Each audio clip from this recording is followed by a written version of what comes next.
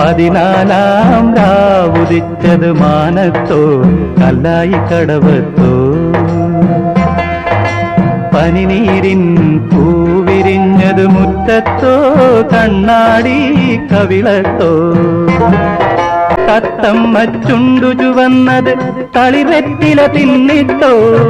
തത്തമ്മ ചുണ്ടു ചുവന്നത് തളിവെറ്റില തിന്നിട്ടോ മാരനൊരാൾ തേനിൽ മുക്കി മണിമുത്തം തന്നിട്ടോ മാരനൊരാൾ തേനിൽ മുക്കി മണിമുത്തം തന്നിട്ടോ